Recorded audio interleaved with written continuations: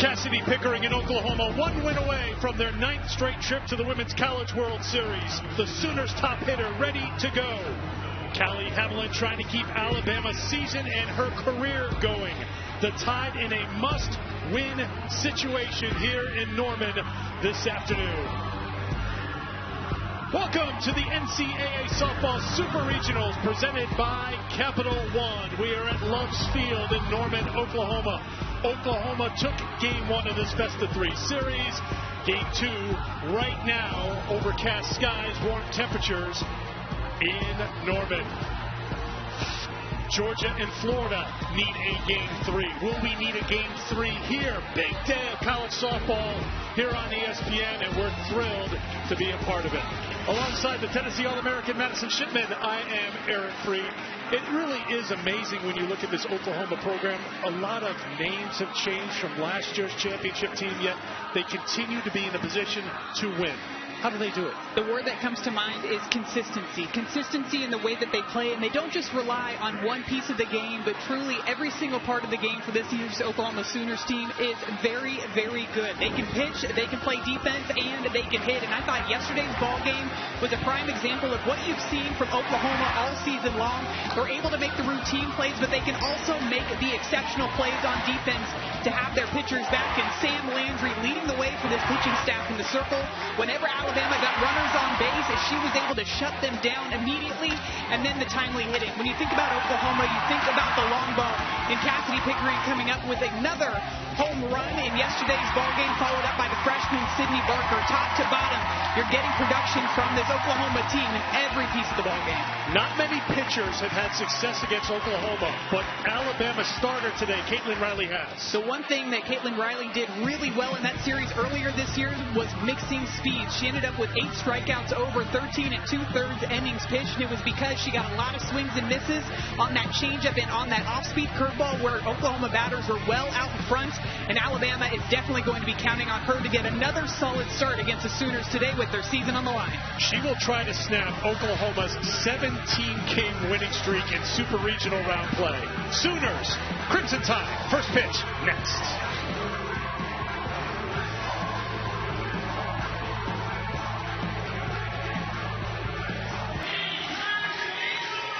Cloudy skies, no precipitation in the area for the moment. Looks pretty good weather-wise, 79 degrees, but the wind is howling 17 miles per hour and blowing out, so we'll see how that impacts play here today. The pitchers will be on the spot, and it is Caitlin Riley in the circle for the Crimson Tide. When we talked to Caitlin Riley earlier this week, she said her go-to pitch, that pitch that she is known for, is the drop ball, and I'd imagine she's going to try to use that pitch a lot today, especially like you mentioned, Eric, with that wind swirling up in the air. She's going to do whatever she can to try to keep the Oklahoma Sooners in the ballpark in today's game.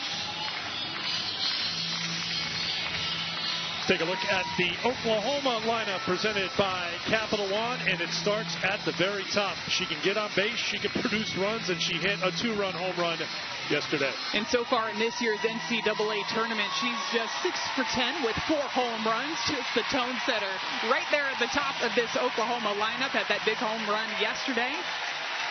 Moved into the leadoff spot a couple of weeks ago, but she has thrived, setting the tone for the rest of this offense. So you can see the flags blowing out towards center, and the crowd coming to their feet. Game 2 of this 3-game series. That means Oklahoma, the visiting team, Alabama, the home team, and the crowd here packed into Love's Field and ready to go.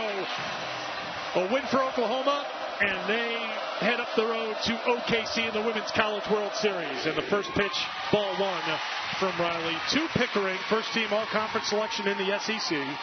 You see what she's done in her NCAA tournament career. 2 seasons, 18 games, hit her 10th home run, and she's done it in 47 at-bats. Robbie Guest calls a strike. It's 1-1. Mid-60s, even to upper 60s with that drop ball is what you're going to see from Caitlin Riley. Likes to work it on both sides of the plate, but the key for her today, along with that drop ball, is to mix speeds. You're going to see her throw 2 different types of off-speed pitches. She throws an off-speed curveball, and she throws more of a traditional changeup, and she is going to have to use all of those today and really rely on that infield defense behind her to make some plays. Ahead in the count to Pickering, 1-2. Tried to check her swing, did not. Called out by the plate umpire. No check at the third base umpire spot. Strikeout for Riley. One down. Riley goes back down in the zone, 67 miles per hour. This hard drop ball starts at the knees, ends up down at the ground. Let's take a look at the side swing here. Pretty close, maybe. Went on that one. Probably could have gone either way. I'll bring up Ella Parker. Ball one. That was strikeout number 64 on the season for Riley in 117 innings of work. Not a big strikeout pitcher, as Madison mentioned. Throw that drop, put it in play, and let your excellent defense for Alabama go to work. Just 3 errors committed in the last 13 games for Alabama. And that was an area that they really worked on right about the middle of the season. Kind of a turning point for them. You look back at some of the games in the early part of the year, a lot of walks, a lot of free passes, and a lot of defensive mistakes made along with them. And that's ultimately what led to some big innings for the opponents. So for Coach Patrick Murphy, a point of emphasis for them was to, one, limit the walks, but also to shore up the defense. Have to be able to give your pitchers confidence when they're out there in the circle that you're going to be able to make those routine plays. Inside for ball 3, 3-1 to Parker, who was 1 for 3 on Friday, 4 for 13 in the NCAA tournament with a home run, but that's not lowercase home run, that's all caps home run. A couple of exclamation points home run. Big swing, 3-2 now to the sophomore. Well, getting off to a good start, vital, of course, in an elimination game, but it has been a struggle for Riley. She gets off to a good start here. Good things happening, and good things happening here for Parker. Sends it down to the corner, looking 2 all the way. Little bobble in the right field corner. It's a 1-out double for Ella Parker. Ella Parker swung and missed on an off-speed pitch earlier in this at-bat. Caitlin Riley goes back to that same off-speed, so it's 58 miles per hour. A little bit of upspin on this. Watch the defense shift over to the right side of the field. Salin Hawkins, the shortstop, moves all the way over to the right side of the field, and Ella Parker is still able to hit into the shift and with a double over at second base. All of those off-speed pitches, the defense anticipating that the lefties in the lineup are going to pull it to the right side. Swinging at the first pitch is Sydney Barker, played by Salin Hawkins at shortstop. 2 down.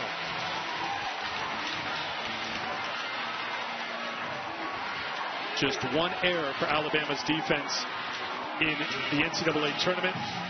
After a slow start in that category, they have shored up the defense, and it's a big reason why they're in the position they are right now, playing in the Super Regional round in Norman. Here's Gabby Garcia. She takes ball 1. Garcia, the outstanding freshman shortstop for Oklahoma, second team all-conference selection in the SEC. 18 home runs, which is tied with Pickering for the team lead. Rounded to first. Dukeshires got it, and it is a very good first inning for Caitlin Riley. Outside of that double, scoreless. Here comes Bama to the plate. Sam Landry pitched a complete game shutout yesterday for Oklahoma. Now it's Kirsten Deal in the circle for the Sooners. Kirsten Deal has been throwing some good innings for Oklahoma recently, and coming into this ball game, going to be a different look than what Alabama saw from Sam Landry yesterday. Of course, the first thing, her coming from the left side, but the same game plan for the Oklahoma pitching staff in today's ball game. You're doing whatever you can to try to prevent the speed from getting on the base paths, because that's what Alabama wants to do. They want to be able to utilize somebody like Audrey Vandegrift to wreak havoc on the base paths. So for the pitchers, very important to try to minimize that speed threat and try to get them out in the batter's box. Take a look at the Alabama lineup presented by Capital One. Vandegrift and Johnson need to get on base to give Hevelin a shot. Hevelin had a nice double in yesterday's ball game, but you're exactly right, Eric. You've got to be able to set the table for somebody like Callie Hevelin, who's come through in big spots all season long for Alabama. You want her to be able to come up to the batter's box with runners on board to try to get some runs up early for Alabama. It starts with the freshman, Vandegrift, who steps in against Kirsten Deal and takes ball 1. A little peek from Emmerling back to the plate umpire. Robbie Guest wondering where that pitch was, and you could tell the crowd was there to support the catcher for Oklahoma.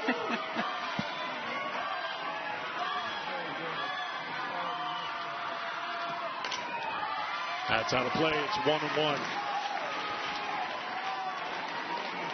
Kirsten Deal, the lefty, you're going to see her throw that curveball to both sides of the plate. That's the pitch that she's going to throw consistently in the mid-60s. Likes to work up in the zone with the rise ball as well, but her ability to mix speeds with her different off-speed pitches, has more of a traditional changeup, also has an off-speed curveball that she's going to work in there as well. Just missed. It's 2-1. Vandergriff at 399 on the season. That means she has dropped under the 400 mark for the first time in her career. Against Washington in her collegiate debut was 2 for 3. Never dropped under 400 until here in Norman when she went 0 for 3 yesterday. She's had an outstanding season so far for the Crimson Tide. 50 stolen bases on the year. You know she's hoping to be able to add to that stolen base tally in today's ball game. Counts full, 3-2.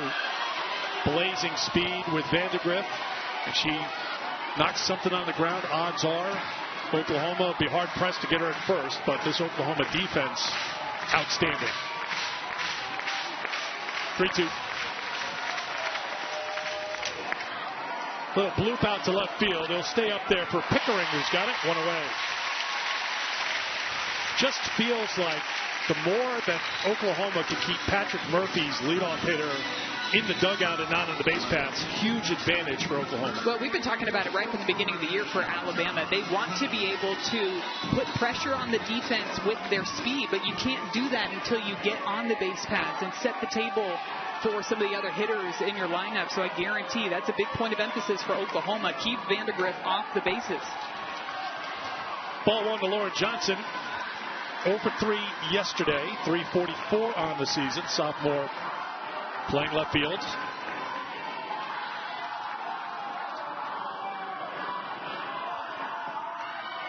Looking to bunch her way on. Fouls it off for strike 1. Johnson 3 for 13. 3 runs batted in the NCAA tournament. Tournament began in Tuscaloosa with Alabama going 3-0 in the Tuscaloosa Regional. Wins over Jackson State and defeating Virginia Tech twice. It's up for a ball, 2-1. Deal did pitch in that series against Alabama, where the Crimson Tide took 2 out of 3 in the regular season. Made a start, went 2 1/3, gave up 4 hits and 3 earned runs. 2 innings pitched in the regional round here in Norman.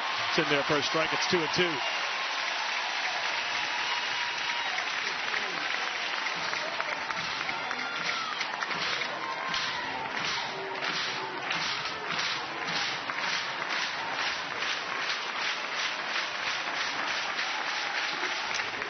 Popped up, shallow right field.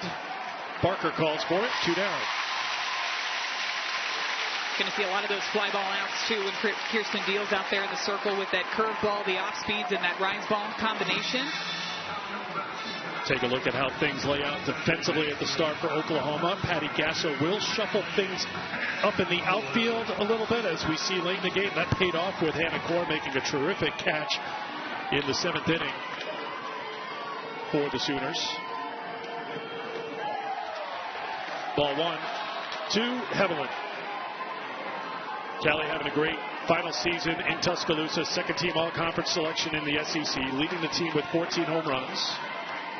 Emmerling wants to go out and talk to Deal. At the same time, Coach Patrick Murphy going to have a chat with Hevelin and Alexis Papillo, who's over there in the on-deck circle. When you look at Callie Hevelin's numbers, too, over the course of this season, she's improved in every offensive category, but really minimizing the amount of strikeouts. Last year had 37 strikeouts. This year, just 16 strikeouts on the season. 17 strikeouts after yesterday's ball game. That misses for a ball. That was just interesting because while the catcher went to talk to the pitcher, Patrick Murphy talked to Hevelin and to the on-deck hitter, Alexis Papillo, and Murphy said, go tell them, and Alexis sprinted over and walked down the dugout, passing along the message from Murphy about something he's seeing with the pitcher for Oklahoma. That's where you're gaining information every single pitch. And you can watch film, and even having played against Oklahoma earlier this year, you're still trying to figure out what their game plan is coming into this ball game. What pitches are they going to go after your offense with? And that's where you want to be able to translate that information to your teammates as quickly as possible. 3-0 to Heveland. It's in there for a strike.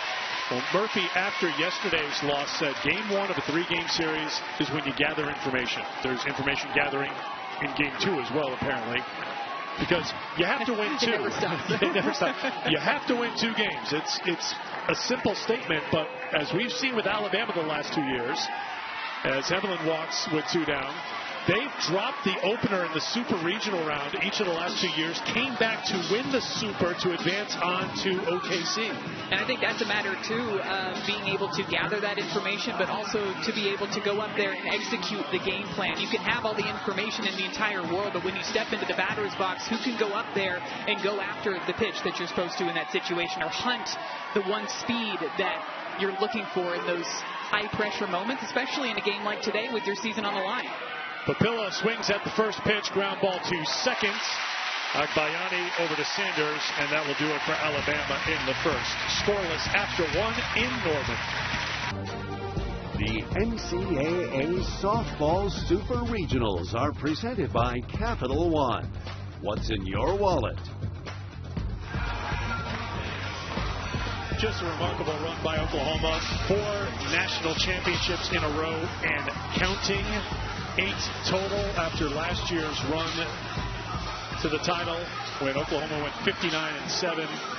And you just think about that team with Jada Coleman, Charlie Jennings, Alyssa Brito, Kinsey Hansen, et cetera, et cetera. Some of the alums on hand here today, by the way, Madison. Alyssa Brito, Riley Boone, Alina Torres, Nicole May. There's quite a few national championships won between those 4 players right there. If you go back to when you were preparing for talking about the 2025 season in February, and a lot of questions were about Oklahoma losing all those great players, like there's no way they can be in a position to win a 5th straight national championship, yet here we are. And I think it just quite simply comes down to the fact that they graduated such a big senior class, and a senior class that had done something that nobody else in the sport of softball had done, winning 4 consecutive national championships in a row.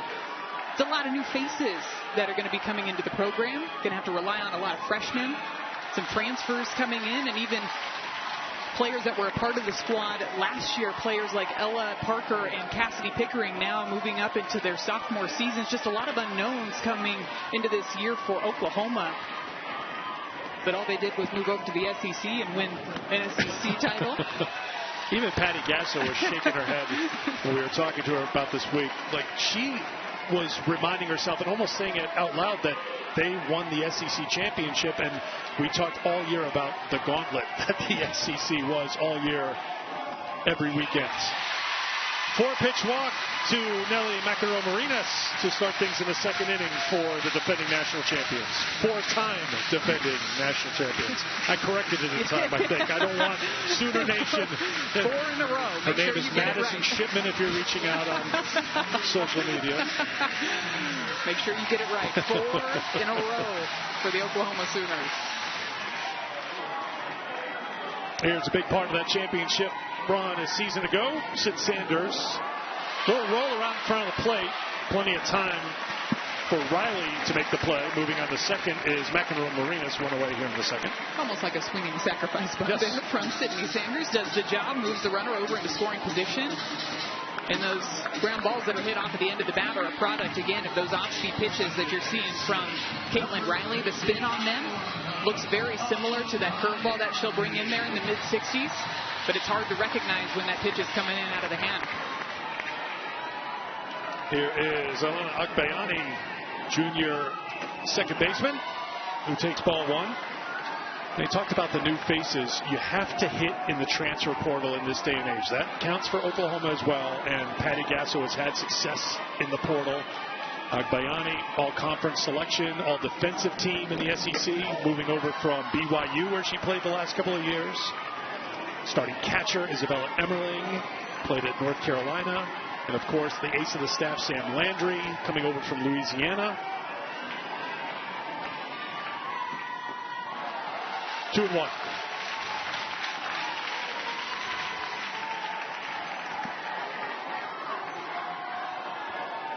Agbayani at .333 on the season. 0 for 3 yesterday. Lays off, and it's 3-1.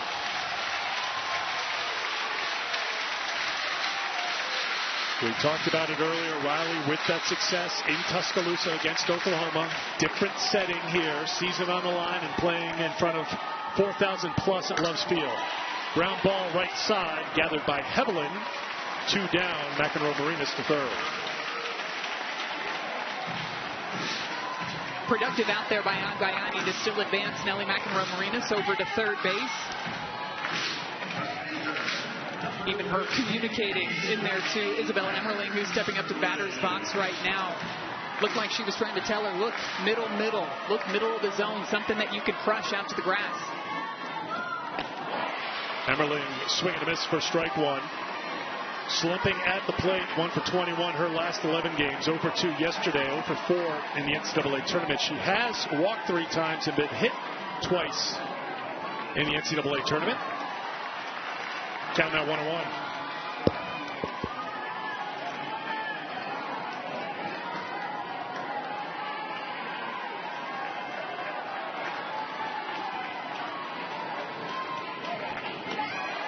Two and 1.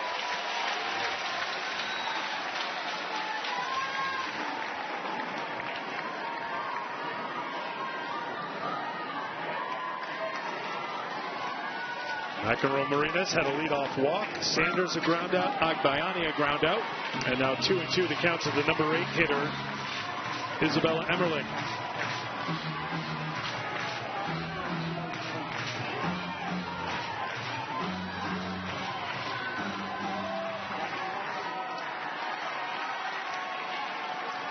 Riley with the 2-2. Good job by Giles back behind the plate with the runner down to third base, and the count's now full.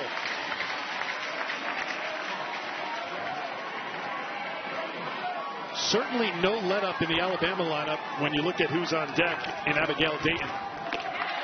And she'll get a chance here. It's a 2-out walk, runners on the corners for the Sooners. To your point, Eric, Abigail Dayton had a great game in yesterday's ball game. Had a walk in the third inning, ended up coming around to score on that Cassidy Pickering 2-run home run out to center field, and then had a double to start things off in the 5th inning, and again came around to score on that Sydney Barker base hit. Dayton 4 for 6 in the NCAA tournament, and Riley starts her with strike 1.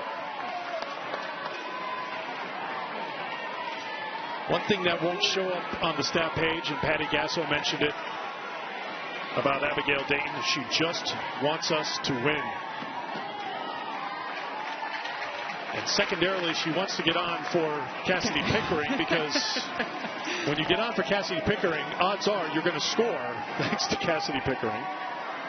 Dayton with 6 runs scored in the tournament. Back up the middle, she delivers again. Oklahoma scores the first run of the game, a 1-0 Sooners.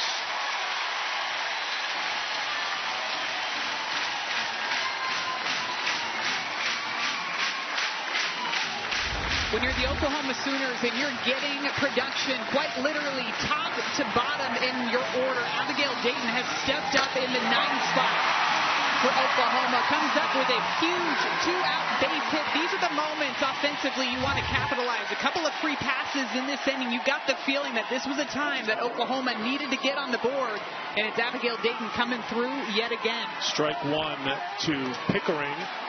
First and second with 2 down.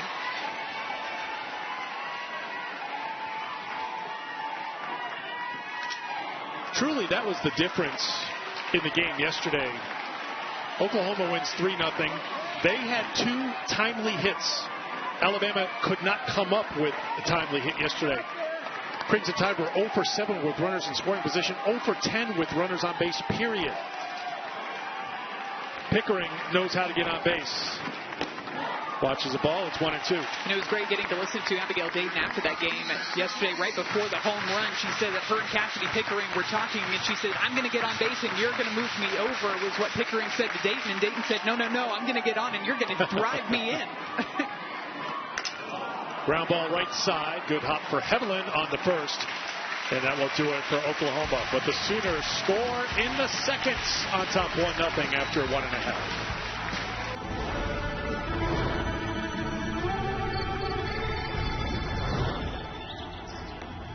One dream to get to Oklahoma City and to hoist that hardware. They are ready to roll. What is in store on the road to the Women's College World Series? One ticket punched. That's it so far. On the verge of perhaps a second ticket being punched. Congratulations to Texas Tech, knocking off Florida State in Tallahassee to earn the first spot in Oklahoma City for the Women's College World Series. Seeing a couple of these super regionals already go to game 3s as well. Clemson and Texas going to have game 3 tonight. Florida and Georgia going to a game 3 as well. I would tell everybody to get your nap in, but there's no time to get the nap in because we're wall-to-wall softball today. Game after game after game. That's what you love to see in the postseason. One high-pressure, high-stakes game after another. Texas with that victory in 10 innings. Tegan Cavan came on, went 5 2/3 in relief, didn't give up a run, struck out 7 through 98 pitches, so throwing back-to-back days. That evened up that series with Clemson down in Austin. That one's been a battle between those two teams, too. Extra inning game.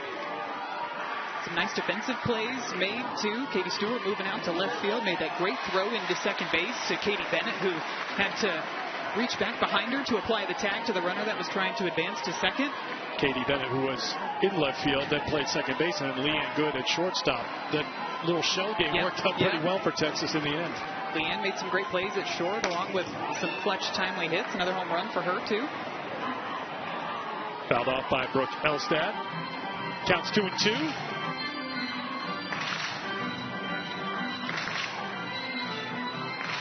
Senior third baseman who played at Louisiana the last 3 years. Teammate of Sam Landry, who picked up the win for Oklahoma yesterday.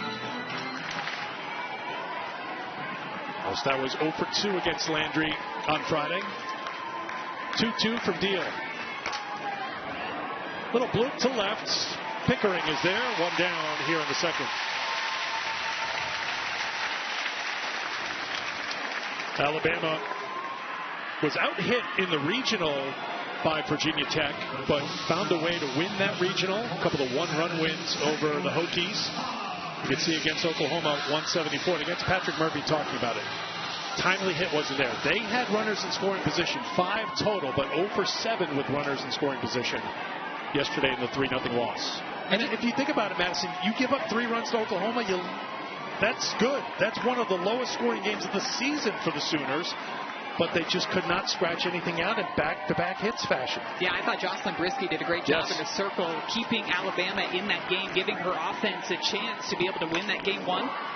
That's a line shot and a fair ball. Sandlin Hawkins sends it down into the corner. She'll jog towards second with a stand-up double with 1 out in the second for the Crimson Tide. After 0 for 3 yesterday against Landry, Hawkins gets her first hit of the Super Regional. These are the types of swings, these are the types of hits that Alabama needs to see in today's ball game. This one looked like a curveball working in on the hands, and Sandlin Hawkins just turns on this one, drives it straight down that left field line for a double with 1 away here in the bottom of the second.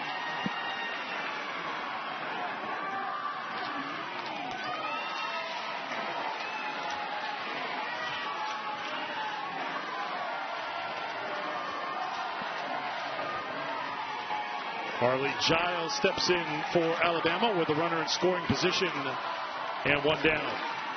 Giles 1 for 2 with a walk yesterday.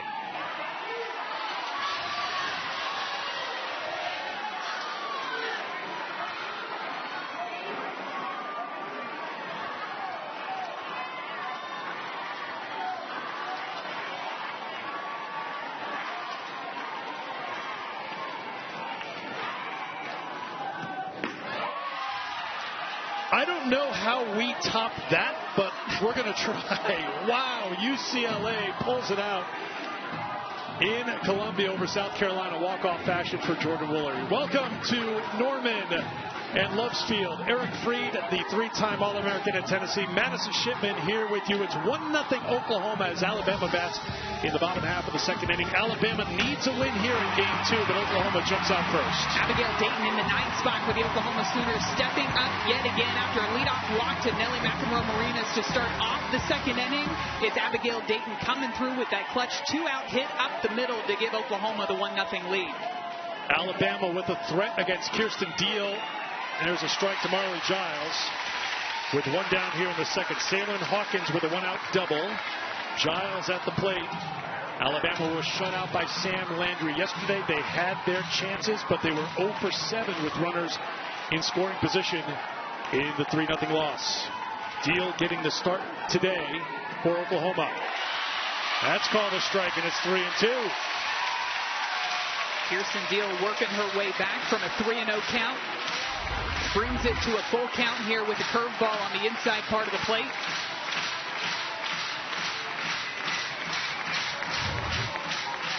Time is called as Giles and Murphy will chat in the third base coach's box, and Emmerling and Deal will have a conversation out in the circle. Evelyn walked in the first for Alabama. That's all you miss for Bama in the bottom half of the first inning. Hawkins with the double. Caitlin Riley in the circle for Alabama today. She's had great success against Oklahoma this year, trying to repeat it here with Alabama's season on the line. Oklahoma with the win advances to the Women's College World Series for a 9th straight year.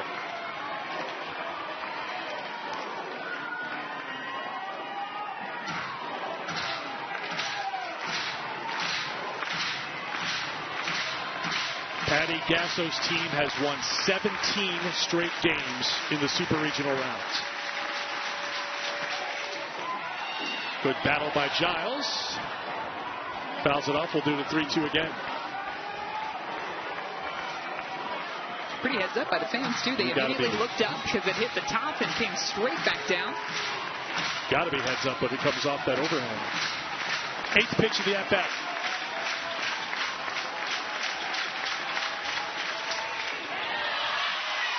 Two on for Alabama with one out in the second. The Women's College World Series returning to where else? Oklahoma City. The action starts Thursday at noon Eastern Time. You'll see it live on ESPN. For more information on the 2025 Women's College World Series, go to NCAA.com, the official online home for all 90 NCAA championships. Texas Tech will be in Oklahoma City. It looked like South Carolina was going to be in Oklahoma City until about 20 minutes ago before that wild comeback by UCLA. The walk-off win for the Bruins, forcing a Game 3 tomorrow in Columbia. Yeah, Jordan Woolery said not today. Her 23rd home run on the season. The Bruins win that one in walk-off fashion. They ended up scoring 4 runs in the bottom of the 7th inning to keep their season alive. Pitching coach Jen Rocha heading out to talk to Deal. Some action over in the Oklahoma bullpen, too. Peyton Monticelli getting loose for the Sooners.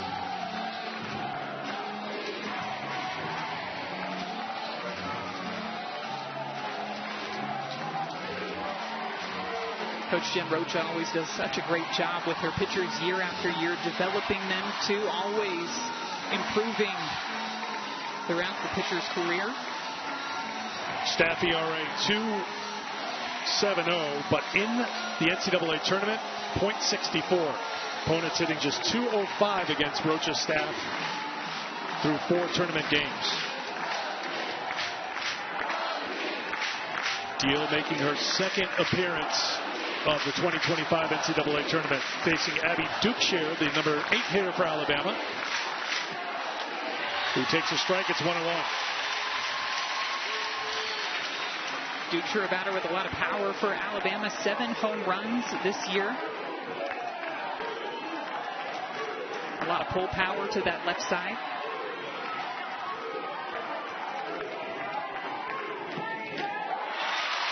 One and 2 to Dukeshire. 0 for 1, hit by a pitch yesterday. 0 for 7 in the NCAA tournaments.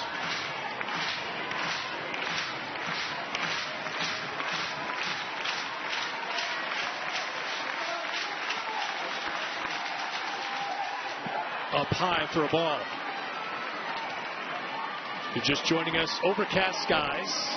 No rain in the forecast at the moment. Temperatures hovering right around 80 degrees, but you see those flags. They've been swirling a bit. Now heading out towards right here at Love's Field. 4,000 plus on hands. That's fouled off.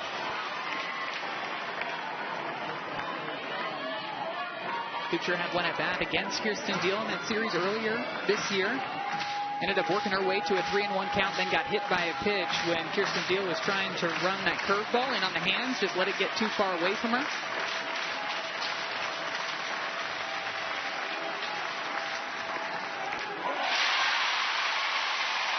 Two down. First strikeout for Deal. And it's another big out in this Super Regional for the Oklahoma pitching staff with Alabama runners in scoring position. She goes upstairs with this rise ball, and Abby Dutcher just swings well underneath that pitch. What a time for the first strikeout on the afternoon for Kirsten Deal. Here's the number 9 hitter, Larissa Pruitt.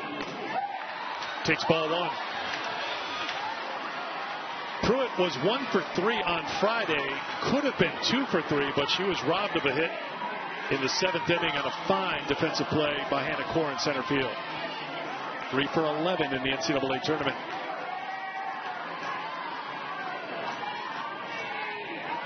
In the dirt, blocked by Emmerling, 2-0.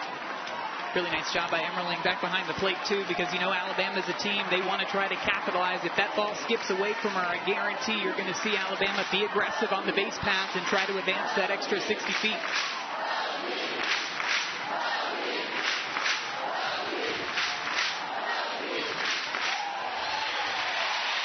Inside corner for a strike, 2-1 now to Pruitt.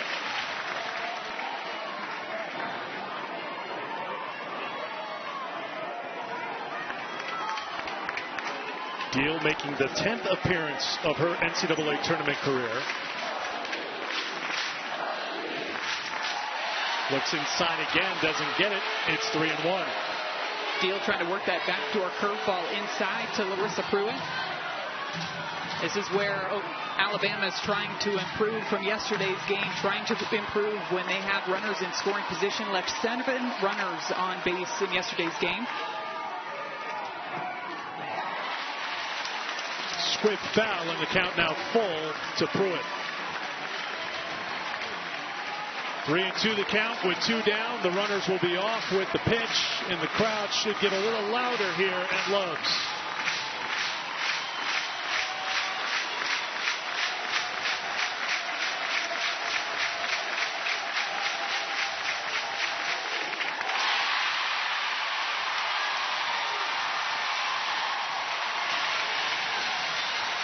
And this is what the Oklahoma pitching staff has done. They bear down with runners in scoring position. Back-to-back strikeouts for Kirsten Deal with runners on for Alabama. It's Deal just slamming the door shut.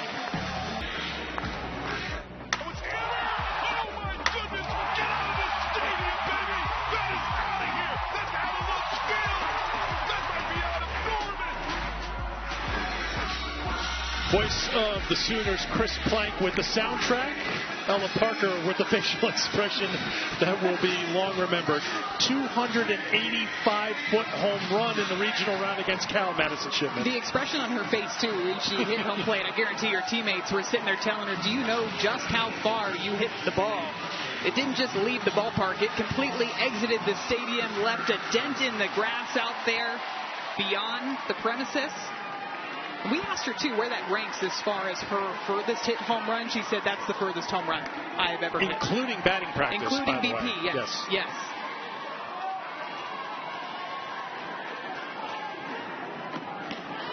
Then there for a strike, it's 1-1. That's the time where I thought you were going to ask me how far my furthest home run was. I was just happy if they barely made it over the wall. You played in an era where they actually had to use a physical tape measure and walk it out after the game. You walked right into that one, you know, don't you? Now, we did a little scouting out beyond the bleachers in right field to see where that ball ended up, and that's a poke, 285. Yes, that's a good shot out there to right field. one of those swings, too, where you just know it off the bat. You know it's out of the ballpark, but then to see just the distance that home run traveled, just kept going and going and going. Even fans turned around to watch it land on that back fence beyond the stands. That's chopped to second. Backing up on it is Heblin, and Parker is retired. One down here in the third inning. So good job by Riley to retire the leadoff. Last inning, the leadoff hitter walked for Oklahoma, and that was costly because Alabama has to play clean in the field. They have to find timely hits, still looking for that, and they cannot issue free passes. Those are the three must-haves for Alabama to walk out of Norman and head up the road to Oklahoma City. And to your point, too, it was those 2 free passes that ended up coming around to hurt Bama in the second inning. Caitlin Riley with that first ground out, going back to that drop ball, goes back to the drop ball again. First pitch to Sydney Barker.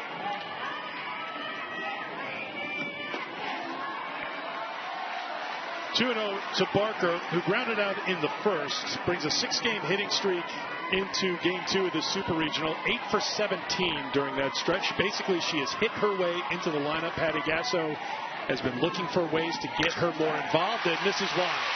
Hard hit ball off the glove of Hawkins, and it's another hit for the freshman. Sydney Barker in that at-bat only saw drop balls out of the hand of Caitlin Riley. Look at where Saylin Hawkins, the shortstop, is playing. She's playing more in that 5-6 hole, anticipating that Sydney Barker is going to come around and try to pull that drop ball to the left side. Instead, she keeps her hands inside of that ball long enough to drive it back up the middle past the diving glove of Hawkins. Ball 1 to Gabby Garcia, who grounded out her first time. Garcia with 18 home runs, 54 runs batted in. Takes the ball, it's 2-0.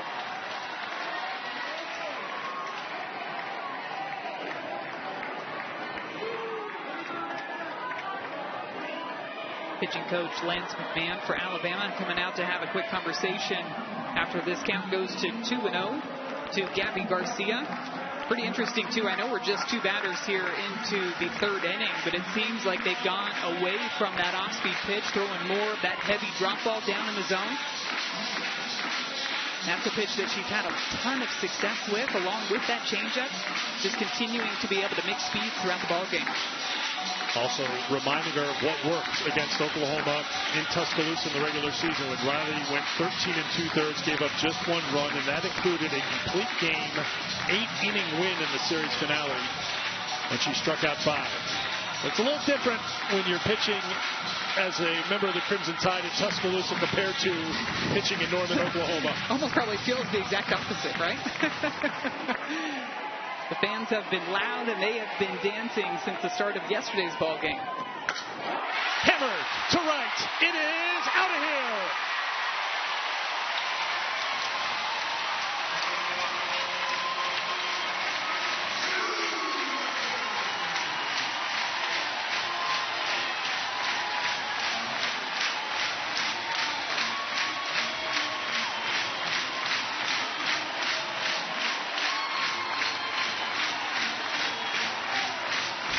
Gabby Garcia, the freshman shortstop for Oklahoma, with her 19th home run on the season.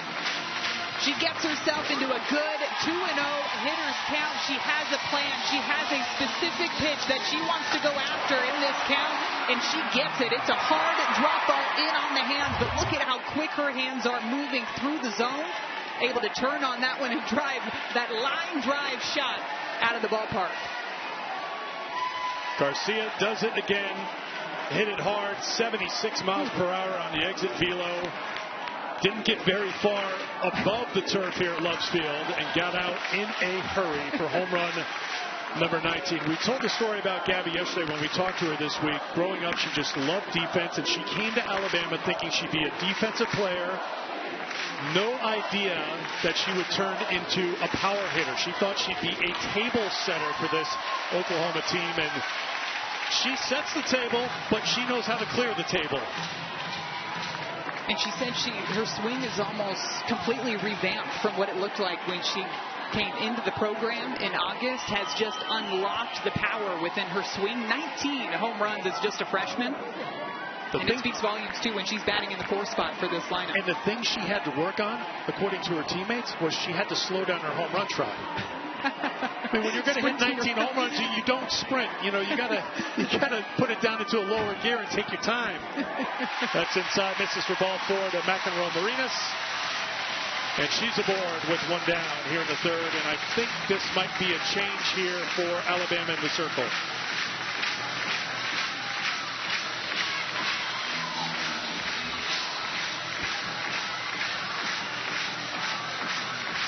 Garcia takes the home run lead back from Pickering. Almost seems like it's a little bit of a battle between Garcia and Pickering for the top spot for home runs for Oklahoma, but just so much power in this Oklahoma lineup. And when you're able to get on base with those free passes, to have the bats in the middle of your order to capitalize, that's where Oklahoma's thrived this year. So yesterday's starter for Alabama, who pitched very well, Jocelyn Brisky, coming on in relief for Alabama. Oklahoma on top by 3. All the momentum for Oklahoma right now coming off of the bat of the freshman Gabby Garcia. Home run number 19, and the Sooners have the 3-0 lead. Caitlin Riley heads to the dugout after throwing 52 pitches, 2 in the 3rd, 4 hits, 3 runs earned. She is responsible for McEnroe Marinas at first base as Jocelyn Brisky steps into the circle in the big spot. Alabama's season on the line, and I think you and I both agree. She did a fantastic job for Alabama in a hostile environment yesterday. I thought she did a really nice job of mixing all of her pitches, but also just giving her team an opportunity to be able to come back in that ball game. Really just came down to 2 mistakes for Jocelyn Brisky. Outside of that, I thought she did a nice job of moving her pitches all throughout the zone. And now coming in a tough spot here with all the momentum on Oklahoma's side. Starts with strike 1. Brisky went 5 yesterday, gave up 6 hits, 3 earned runs, just 1 walk, 1 strikeout, hit a batter through 93 pitches. First batter she faces is Sanders. And this is headed towards the gap in right. Cut off by the center fielder, Vandegrift. First to third goes McEnroe Marinas. Oklahoma still putting on pressure here in the 3rd.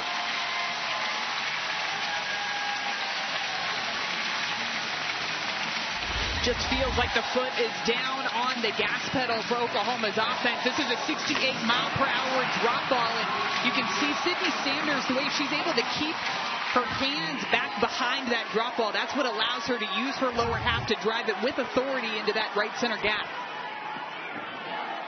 Ball 1 to Agbayani, who grounded to second in the 2nd.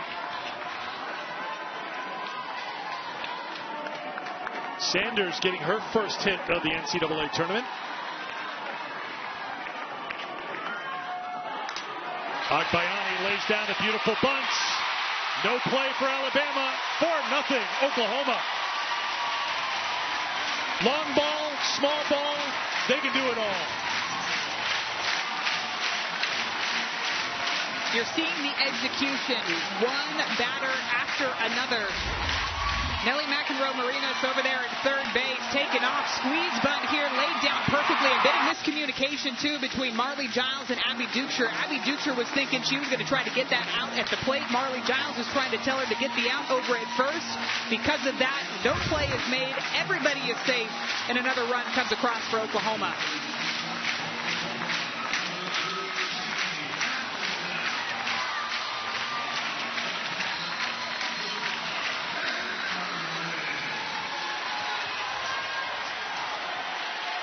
Here is Emmerling. Big cut for strike 1. Pinch runner for Oklahoma. Cheney Helton running for Sanders.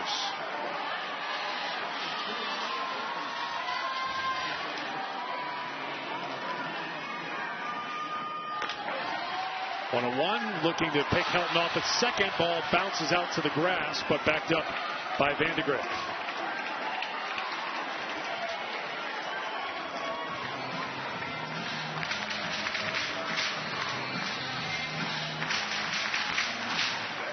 Emmerling walked in the 2nd inning. And now Patrick Murphy heads out to talk to Brisky in his infield. And this is all about just trying to slow the game down. You can feel the game speeding up for Alabama, even on that last throw down to second base. I like the aggressiveness, but when the throw's down in the dirt, it kind of ricochets down to center field. And all of a sudden, that was another opportunity where maybe Oklahoma could have tried to advance to 60 feet. I think it was smart for Helton to go ahead and stay put at second base. But those little miscues, the miscommunication on the bunt, the play before that ball going into the outfield, Coach Patrick Murphy's coming out just to settle things down, to slow things down for his defense.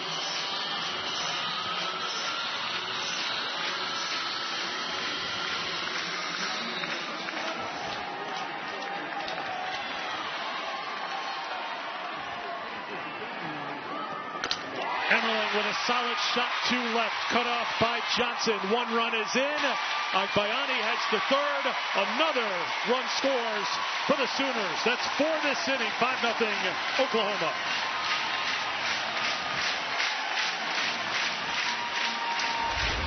Since Jocelyn Brisky's come into this ball game, the Oklahoma batters are hunting that drop ball. That's the pitch that they're going after, and Isabel Emmerling does a nice job of dropping the barrel underneath and hits a hard line drive out into the gap to score another run.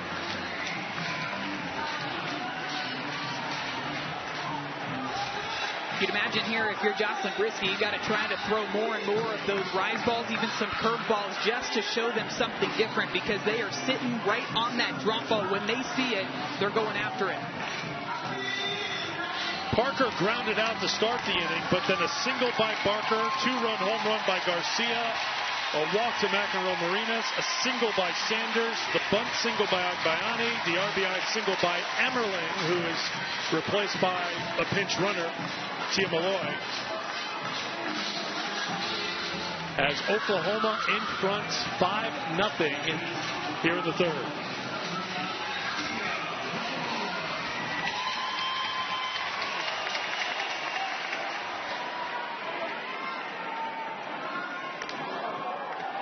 Ball one to Abigail Dayton, who singled in the first run of the game. And then taking second is Malloy. Oklahoma keeping the pressure on in more ways than one right now.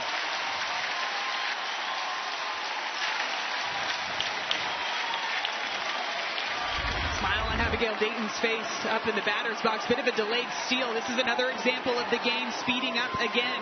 Jocelyn Brisky, when she gets that ball back in the circle, just turns around, walks towards the back of the circle, and that's where Tia Malloy decides to take off and get to second base. That's a strike to Emmerling. It's 1-1.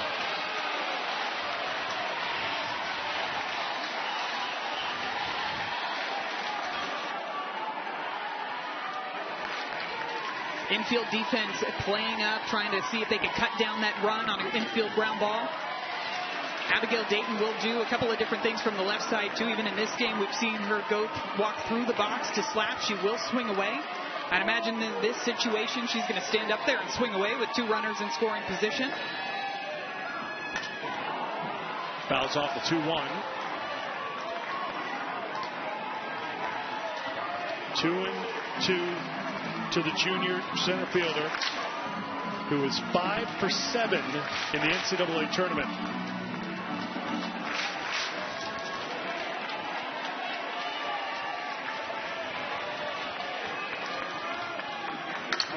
Waits on the pitch, solid single to center. Here's 1 run, and here's a second run, 2 more for the Sooners, and they're blowing it open here at Loves.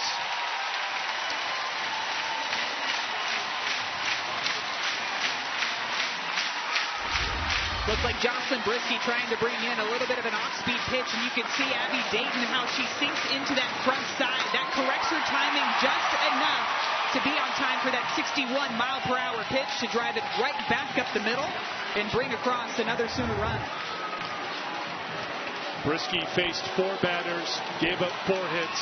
It was a lot to ask her to replicate what she had done yesterday, trying to do it on back-to-back days. So Patrick Murphy's going to make a pitching change. And the third pitcher of the game will come in now for the Crimson Tide.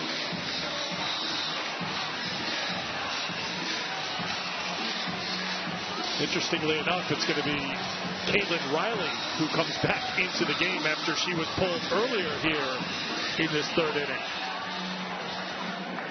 We'll step aside for a moment, then come back to Norman. Oklahoma rolling in the third. The starter is now a reliever for Alabama as they try to stop this Sooner run here in the third. And for Caitlin Riley, I think she needs to go back to those off-speed pitches. It seems like Oklahoma is executing the game plan, going after more of the hard stuff. They were going after the drop ball out of the hand of Riley earlier in this game. They were going after the drop ball when Brisky entered the ball game. Got to try to throw something different. Try to get them to swing out in front and hit something off the end of the bat, because right now, with the way that they're swinging the bat, they are squaring everything up. She comes in the face. Who else but Cassidy Pickering, who did this on Friday.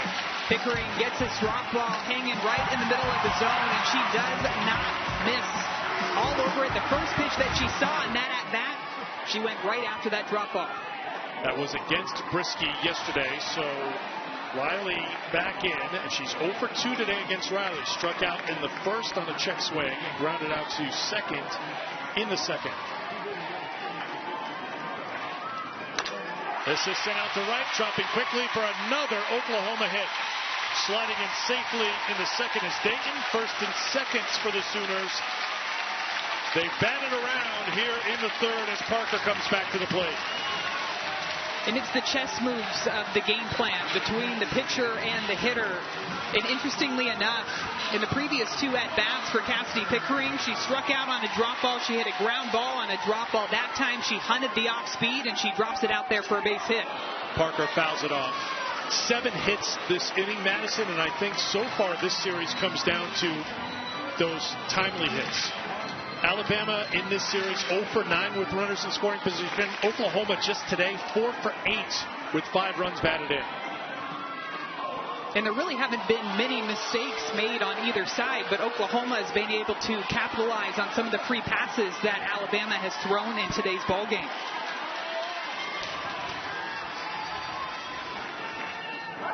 Two walks back in the second inning, 1 walk in this inning.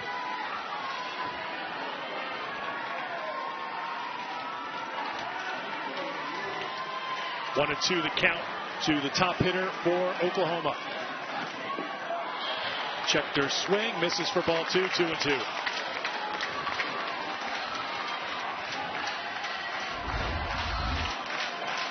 Taking a look at the side swing here.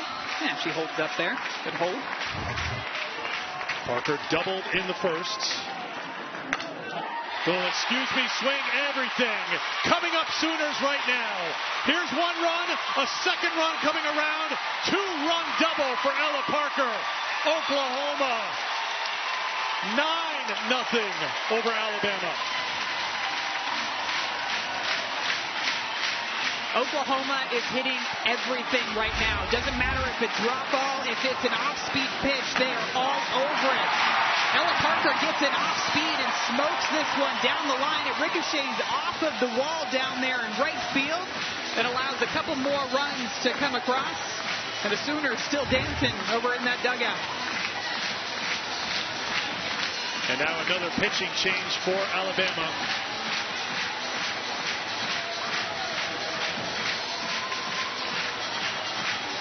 Ailey Johnson will come on. She'll take a moment or two to get loose.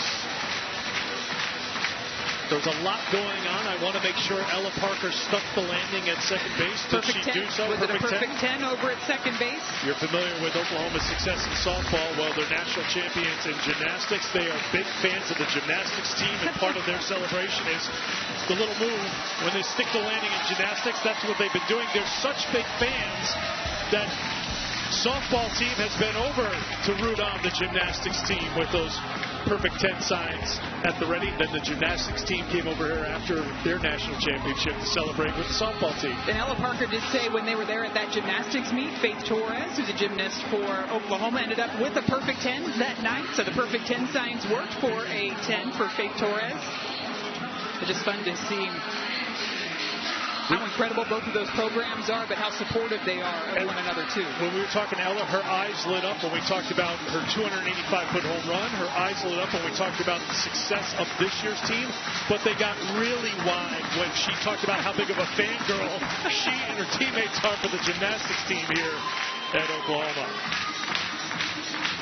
And I'm sure the gymnasts are celebrating what's happening here at Love's, because the Sooners are getting what they want right now against Alabama, and Ailey Johnson will now come in and just try to slow things down here in the third inning.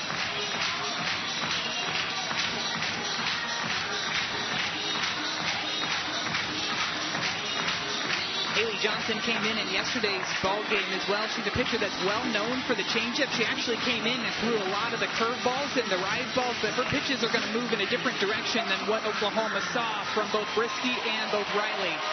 Brisky and Riley known for the drop ball, heavy drop down in the zone. You're going to see a lot of changeups and a lot of upspin from Ailey Johnson.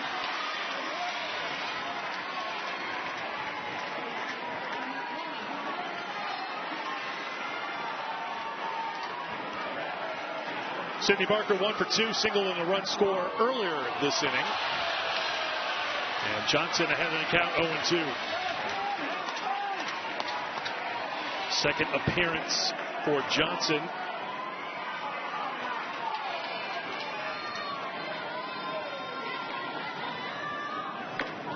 That's outside for a ball.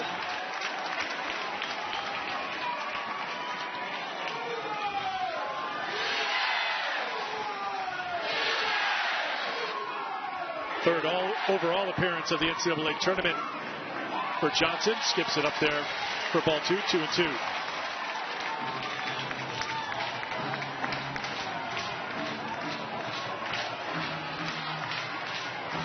Eleventh batter of the inning for Oklahoma. Ground ball to third. Elstad to Dukeshire, 2 down. That ends a streak of 9 in a row reaching for Oklahoma. Western Conference Finals continuing tonight, 8:30 Eastern. ABC, it's Game 3. The Thunder and the T-Wolves with OKC up 2-0. 2 wins away from the NBA Finals. Game 3 is tonight, 8:30 ABC. ESPN News will continue their Insight Cast with avatar shot charts and virtual 3D replays. We mentioned it yesterday. I'll bring it up again today. If the Thunder are in the NBA Finals at the same time that the Women's College World Series is happening at Devon Park, Maddie Shipman and the crew, they'll be on hand for the coverage of the Women's College World Series. Going to have a fun time. Yeah, it's going to be rocking in Oklahoma City, that's for sure. 1-1 the count to Garcia, who had the 2-run home run earlier this inning.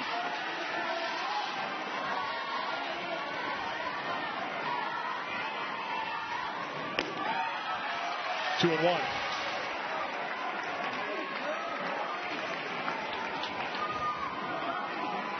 We talked a little bit about it earlier, but Gabby Garcia telling us her swing looks a lot different now than it looked when she came into Oklahoma in the fall. One of the things that she pointed out, too, that you can see is just how low her hands are behind her. She said her hands were up just a little bit more in her stance, but being able to use that in combination with her lower half, hitting coach JT Gasso, all about the swing mechanics and putting your body in the best position to unlock that power. High fly ball to center field. Vandegrift under it, and that will do it for the Sooners. But they score 8 in the inning, and they're on top 9-0 here in a raucous Love's Field. Welcome back to the NCAA Softball Super Regionals presented by Capital One. 9-0 Oklahoma on top of Alabama, joined now by the head coach of Oklahoma, Patty Gasso. Patty, you still have years of coaching left, but I'm going to let you live out a dream right now and be an analyst. How would you describe what just happened in that inning for your team at the plates? One word that isn't a word, but I always use it like it is a word. Clutchness. Clutchness was right there. Coach, speaking of the clutchness, Abigail Dayton in the 9th spot for you guys came through yesterday. She's come through again today. Where have you seen her game evolve over the course of this season? Yeah, she loves these big games, and she is the one that is speaking in our circle. So she loves the big moments and is made for it. Patty, I'm going to call Merriam-Webster, the dictionary people right now. You'll have credit for clutchness by the end of today. It's a great word. We got It you flows. covered. It flows.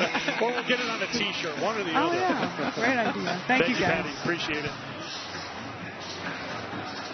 I think the Sooner fans could build up enough momentum by the end of this game to get clutchness into the 2026 dictionary. I like it. Almost think to add it to a stat sheet, too. The clutch factor. Yes. You know, I love to talk about that throughout the season, different level of analytics for you. You're going to go to the clutch factor. Change in the defense for Oklahoma. Hannah Core in center field. Dayton moves over to right field. And Pickering looks like she's still out left. And she is. Deals to Vandegrift. Start things here in the third. Second time now through the order for Alabama. Going to see if they can try to figure out something against Kirsten Deal out there in the circle. Working a lot of those curveballs to both sides. Rise balls up in the zone. 0-2 to Vandegrift.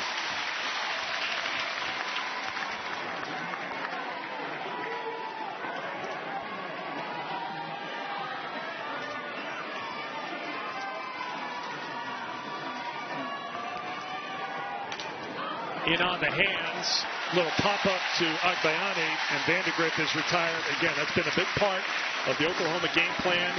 Try to eliminate Vandegrift because her best weapon is her speed, and they're keeping her off the bases. 2 fly ball outs now for Vandegrift in this ball game. The last one went out to left field. That one looked like, again, a backdoor curveball in on the hands that she tried to inside out the opposite direction, but ends up getting jammed up and hits the fly ball over to second base. It was a 30-minute wait for Kirsten Deal. I don't think she's going to complain when 13 of her teammates total at-bats and plate appearances in that inning. Between 9 teammates. Johnson a little squitter. Emmerling out in front. Throws her out, 2 down. Put 8 runs on the board. Yeah, I was going to say, pitchers everywhere are going to go ahead and take the 8-run inning, even though you have to sit in the dugout for a little while. Pitchers are enjoying watching their teammates run around those bases and giving a nice healthy cushion for the next time that they do go out there to the circle. Here's Callie Heveland.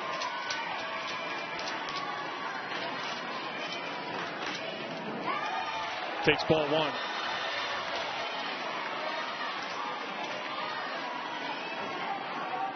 One thing we know about Callie, she won't go down without a fight in this game. Probably hasn't even taken a peek at the scoreboard. And that's the way you have to look at it, too. You have to think that it's a nothing ball game. That's how you do it for Alabama. Heveland lifts one deep to center field. It is gone. She will fight to the end. There's no question about it. Callie Heveland, her team best 15th home run of the season, and Alabama has their first run of the Super Regional. It's a really good job of executing the game plan. This is a curveball that's on the outer half. She watched an off-speed pitch go by earlier in the at-bat. Looked like she was trying to time something up, some of the higher velocity pitches that you're going to see from Kirsten Deal. And she is all over that one. Gets right underneath it, gets that backspin, and gets that carry out there to put Alabama on the board. Heveland now 5 for 10 in the NCAA tournament with 2 home runs and 5 runs batted in. Doing her part for the Crimson Tide, trying to get to the Women's College World Series for a 3rd straight season. Papillo grounded out her first time. Could not check her swing. It's 1-1.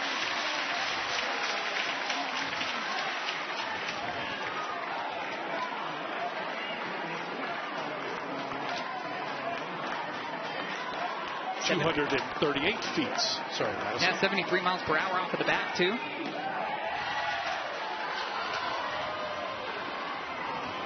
At the plate now for Alabama is a hitter. If she gets a hold of one, I'd like to see the numbers. Papillo's got 7 home runs this season. Had 19 last season, playing at Northern Iowa. Pops this one up on the infield. McEnroe Marina's calling for it. puts it away, and that will retire the side. But Alabama gets on the board here at Norman. The Crimson Tide trying to chip away at this Oklahoma lead. Callie Heflin with her 15th home run gives Bama on the board. Alabama gets on the board here in Norman, now joined by their head coach, Patrick Murphy. I know you're one of the biggest proponents of softball, and for you to be here on this stage, I know teams are used to playing in this atmosphere at the Rhodes House. What's it been like for you and your team here for the first time here in Norman? Oh, it's great. And, you know, Callie Heflin is an All-American second baseman. She has hit like that in every big game. I think that was her 15th home run. She's just done it again and again and again. I'm so happy for her because she brought her best for last. And, Coach, speaking of Callie Heflin, when she's up there and she's able to get you guys on the board, what's something from her at bat that the rest of your lineup can take away from it? Just swing hard. You know, I wish one of the first two would have got on for her. It would have been a little bit better, but just swing hard. Regardless of what the score is, do not pay attention to the scoreboard right now. Who gives a rip what the score is? Play hard, get people out, get on base. Who cares what the score is? That's our message right now. Appreciate you sharing it with us. Yeah, thanks a lot, you guys.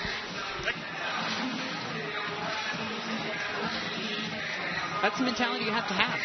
You can't go up there and hit a 9-run, an 8-run home run. So you have to do whatever you can to just have a quality at bat. Swing hard, like he said, and try to string some things together in this ball game because their season's on the line.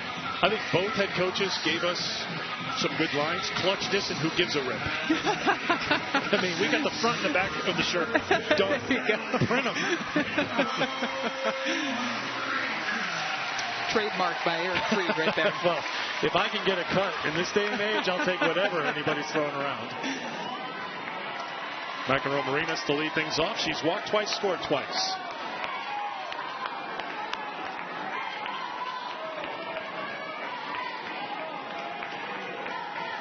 Top half of the fourth as Johnson throws ball 2.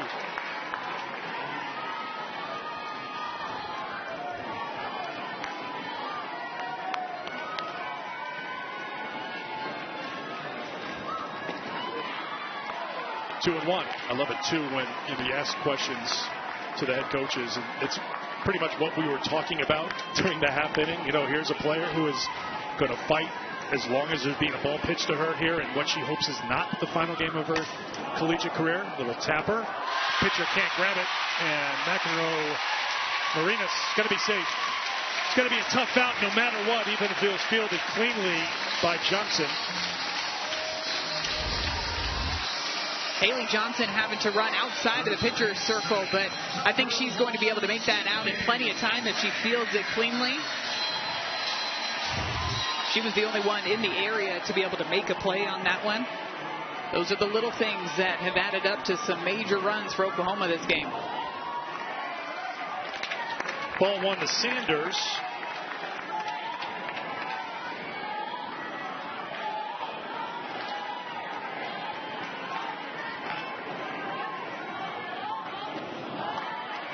Ball 2. Sanders 1 for 2 today.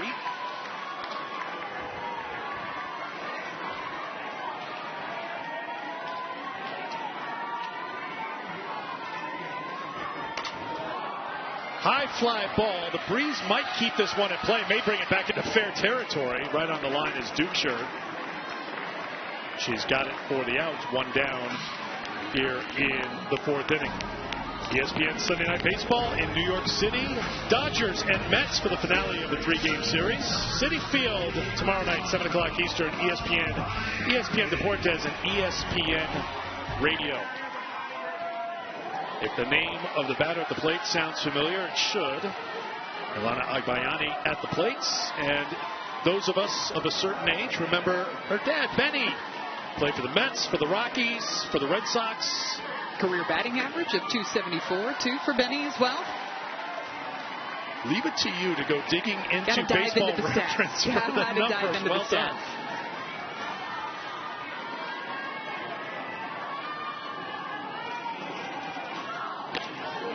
Another connection to Sunday Night Baseball is Ella Parker, number 2 hitter for the Oklahoma team. Her uncle, Dave Roberts, is the Dodgers manager. Do you think there's a little bit of a rivalry with this series going on? The Dodgers ended up taking game 1 I hope so. last night. I hope so. Although this time of year, I'm sure they're locked into Super Regional. Agbayani and Parker are getting along just fine because they're teammates. And let the Mets and Dodgers figure their thing out. Yeah, they're on the same page right now. Misses for a ball, and Alana is aboard for the second time today. The play on the little tapper by McEnroe Marinas was scored an error on the pitcher Johnson, which you think is the right call. Yeah, I think that's the right call. Just the second error of the NCAA tournament for Alabama, and their fourth error in the last 14 games. Yeah, they've really cleaned up the defense. And that was another reason, too, why yesterday's ball game was so close, because the defense was making the plays behind Jocelyn Brisky.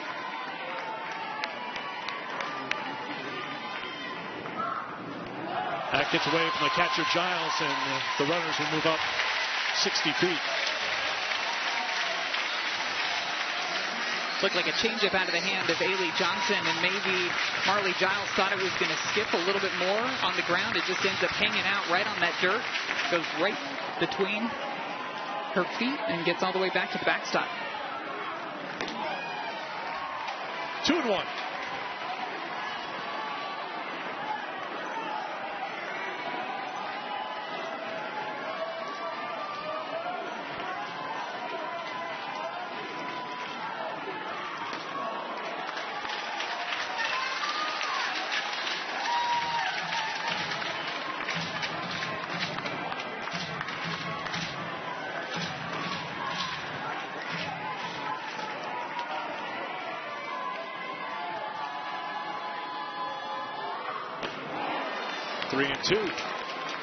Yeah, we just talked about the connection with Parker and Agbayani. I think there's going to be some really cool stories about connections as you're getting ready for the Women's College World Series. One's not a family connection, that is hooked foul, but the Texas Tech family connection. I'm enjoying the Patrick Mahomes leading the charge for the Red Raiders softball team. Every time I see a little something, he's rooting on Nigel Kennedy and her teammates, and here they are going to OKC. Saw that video of him watching the game, trying to see the end of that ball game where Texas Tech advanced. Pop-up going to head over the netting and out of play. Cannot say enough about the job that Nigel Kennedy has done with that Texas Tech team. Head coach Jerry Glasgow. They were the 8th seed in the Big 12 tournament last season. Nigel Kennedy transfers to Texas Tech. This year they end up winning the Big 12 regular season, end up winning the Big 12 tournament title. High fly ball to shallow center field. Vandergrift with the charge. Probably not deep enough to score the run. Vandergrift with a good throw to make sure of it. 2 down. We can start the campaign, if it hasn't started already, in Lubbock. Patrick Mahomes, you have an open invitation to join us in Oklahoma City for the Women's College World Series. You may be seeing the player of the year who plays and pitches for your alma mater. You have to say plays and pitches because two-way player, much like Jordy Ball, who put on a show in Knoxville yesterday. Nebraska coming out with a win. It was the Jordy Ball-Carlin Pickens matchup in that Knoxville Super Regional. Jordy Ball outstanding in every piece of the game. Clutch hitting, pitching, and then the base running as well. She was motoring around the base paths, diving into home plate with the Huskers with a big Game 1 win in Knoxville. 5-2 the final, Game 2 after us. As we continue this big day of softball in the Super Regional round on ESPN. 11 a.m. Eastern, 1 p.m., 3 p.m., 5 p.m., 7 p.m., 9 p.m. Just don't turn your TVs on. That's out of play off the bat of Dayton. Why would you? Wall to wall. Keep them on all day long. Multiple screens, too. I like your style. As many screens as I can possibly have open at one time. Dayton 3 runs batted in today. Fooled on the pitch. Giles pumped up with what her pitcher did. Oklahoma unable to score. They strand 2. 8-run game heading to the bottom of the 4th. Here's our part of the bracket. Winner of this game will take on, or the winner of this series, I should say. If it's this game, that means Oklahoma has won and they've advanced not to the Women's College World Series yet again. Nebraska and Tennessee will play Game 2. We just talked about that. Nebraska winning Game 1 last night behind the great effort of Jordy Ball. That will be after us in Knoxville.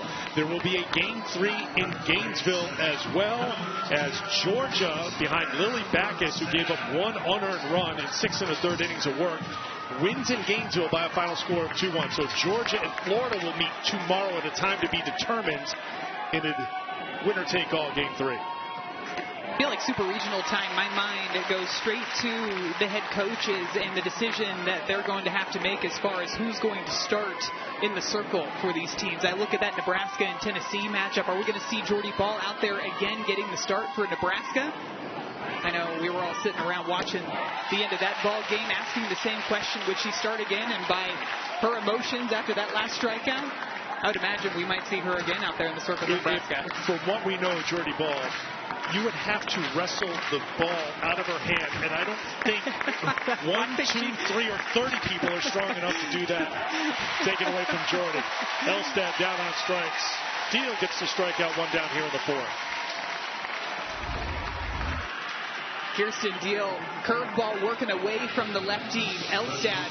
Throughout this game, you've seen her work that curveball on both sides of the plate, even inside to those left-handed batters. But then when she's able to throw that explosive curveball away from the barrels, that's when you're going to get those swings and misses.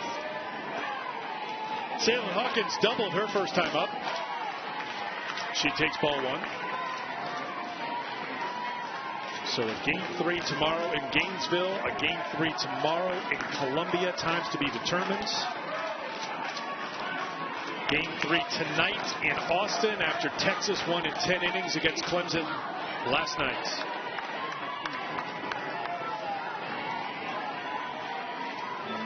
That's a great example of how the pitching is going to play out in that Clemson-Texas winner-take-all game. I'd imagine you'd see Tegan Cavan back out there getting a start in the circle for the Longhorns. Came in relief, like you mentioned earlier in that game. Went 5 2/3, just gave up 5 hits, 0 earned runs coming in that ball game in relief. There was one inning in particular where the inning started off with back-to-back base hits off of Cavan. And then she shut them down immediately. No runs came across to score. Remember, in Game 2 of the Super Regional, Texas was the visiting team. Clemson was the home team. So all it would have taken was 1 run to come across to end Texas' season.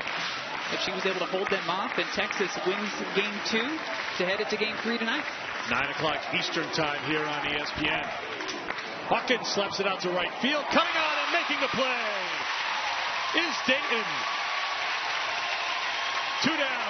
That Oklahoma defense continues to shine here in Norman. A little bit of a laugh between Abigail Dayton and Hannah Core out there in center field. Goes for the dive. Actually snags this one before she lands on the ground. Being able to get to those line drives, especially when they're diving down towards the grass as quickly as they are, all of it depends on that read off of the bat. How quickly can you see the speed and direction of the ball off of the barrel? And she reads that one perfectly.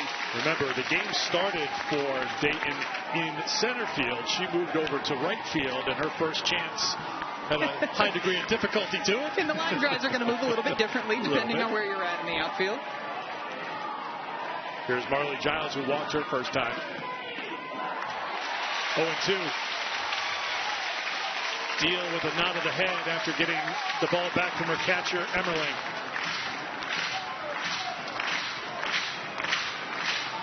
Three strikeouts for Kirsten Deal. Looking for a 4th here. And a 1-2-3 4th inning. The 0-2. Off speed for ball 1.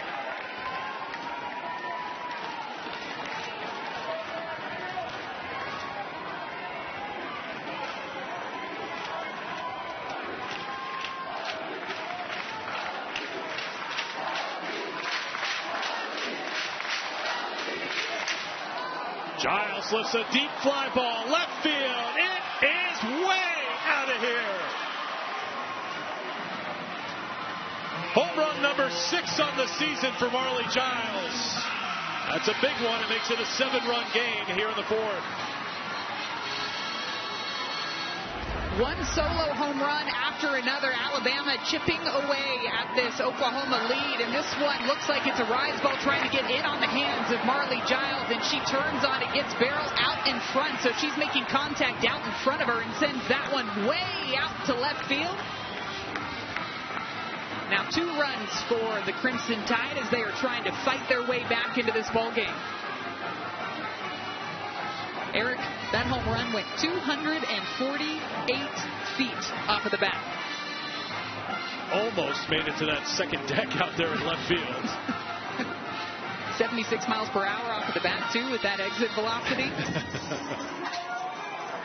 And typical catcher, no time for celebrating. I got to get the shin guards on. Especially with 2 outs, right? You got to hustle, get the shin guards on, get ready to get back out there on the field. Well, a pinch hitter here for Alabama as Kendall Clark will step to the plate.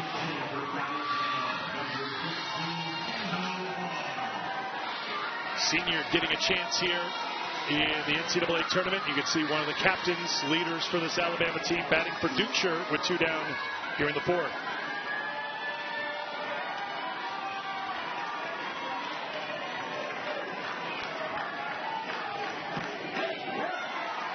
Giles fell behind in the count 0-2.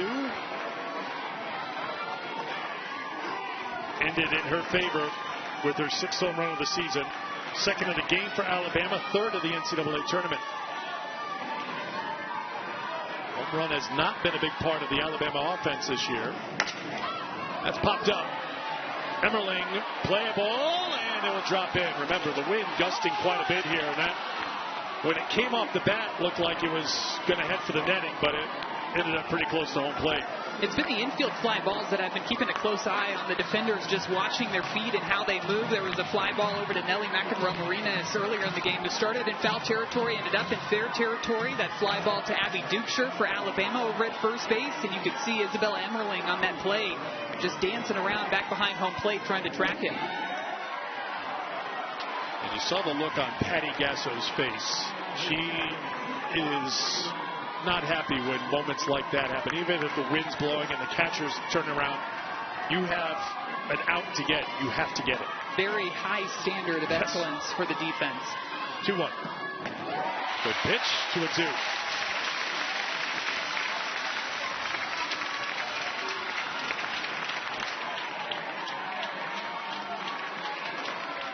Remember, Alabama, the home team here in Game 2 of this Super Regional. Right now down by 7 in the bottom of the 4th.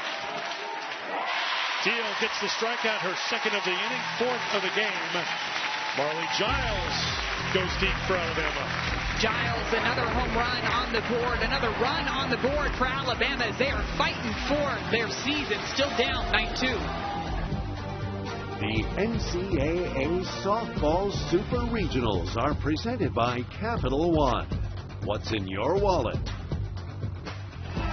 Fans here in Norman probably have multiple routes planned out to get to Devon Park. They know how to get to the Women's College World Series to root on their Sooners.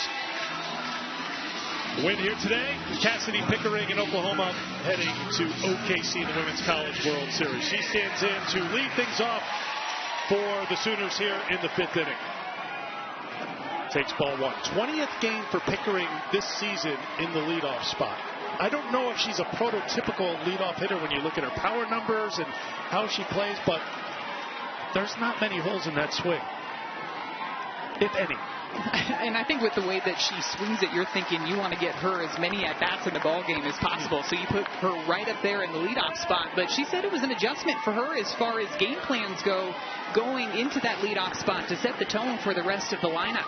She said typically when she was batting a little bit lower in the order, she would see what the pitcher was throwing her teammates and kind of form her game plan depending upon those first few batters of the ballgame. But then when you're in the leadoff spot, you're that person that's seeing the first couple of pitches from the opponent. You're the one that's helping form the game plan for your teammates. Fly ball to Vandegrift. Center fielder has it. One away here in the top half of the 5th inning. And although it might be an adjustment for her, I would say that she has done a fantastic job for the Sooners in the leadoff spot. 1 for 4 today 7 for 14 in the NCAA tournament with 4 home runs and also 4 walks. So you want that in a leadoff hitter. She's getting on base a ton.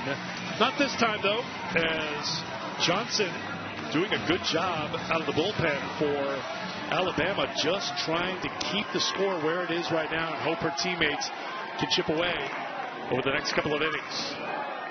Ball 1 to Ella Parker. A couple of doubles for Parker today. She's 2 for 3 with 2 runs batted in.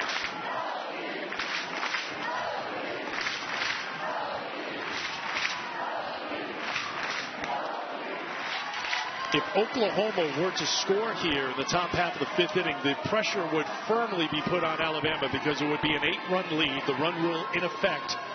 And if Alabama down by 8 after batting in the 5th inning, that would be it for the ballgame. Right now, the deficit is 7, so Alabama right here needing to keep Oklahoma off the scoreboard in this 5th inning, guaranteeing we'll play on beyond the 5th.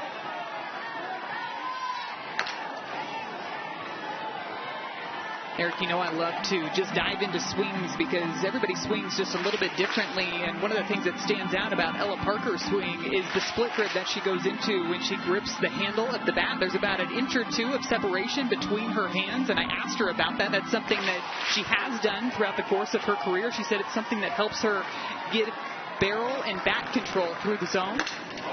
That's line foul. And she's trying to hit those low line drives, and that's a prime example of the low line drive with that top hand control moving through the zone. So you've got the hands too, but you also have to have the words. You can see Ella sometimes talking to herself, and she says to herself, "Stay loose, 5. Stay loose, Ella." Little self-talk, just that reminder to stay loose at the plate. Yeah, trying to step into the batter's box with an empty mind. She said she creates the game plan when she's in the dugout, but when she steps in the box. Parker has done it again. Here at Love's. Another tape measure shot. And Oklahoma is on top by 8. I'd say 5 was loose. Cut her loose. A step closer to OKC. And she might be thinking with that split grip, that barrel control, hitting those low line drives, but she has hit some monster shots out to right field, and this is another one, 252 feet off of the bat, all over this pitch, fouled off a couple the opposite way, gets her timing down and sends that one deep out to right field to extend the Sooners' lead.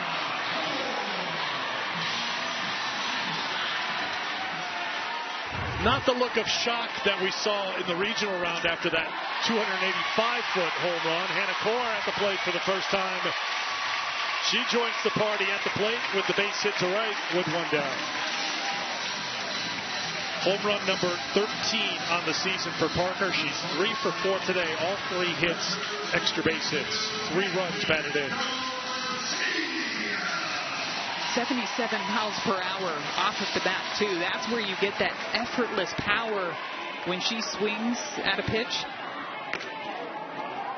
Just so much natural power that she possesses that it almost looks like she doesn't even have to try to get it to go 77 miles per hour off of the bat.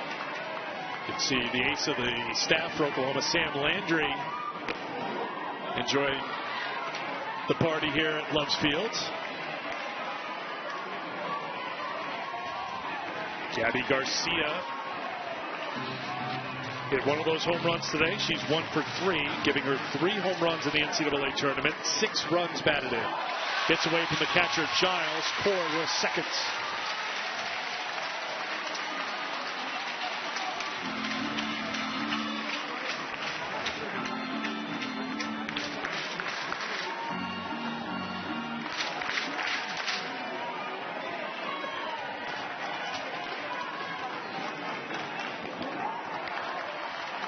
Two and 2 to Garcia.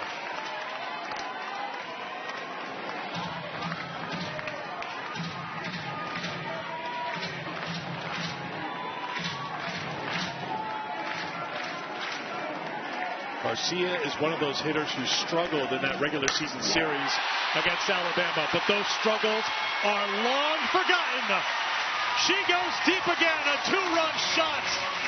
Oklahoma keeps the party going here in Norman.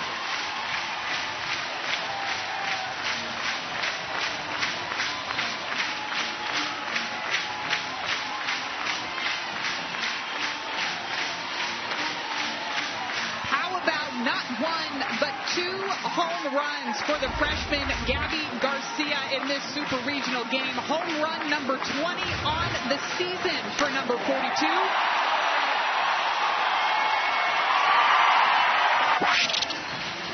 You can just hear this crowd erupting with every swing of the bat. Just feels like all game long you've seen Oklahoma barrel up pitches. Doesn't matter if it's an off-speed, doesn't matter if it's a drop ball, curve ball, rise ball, you name it. They are ready for those pitches, and they are hammering them. Patrick Murphy back out to the circle, going to make a pitching change. Johnson was battling, was getting the Sooners out, but you can only do that for so long against this Oklahoma team. That's gone deep again. Gabby Garcia, 2 home runs in the inning for the Sooners. 2 home runs in the game as someone fished that ball out of the juniper bushes in center field. So during this pitching change, we have a chance to check in with Matt in the studio.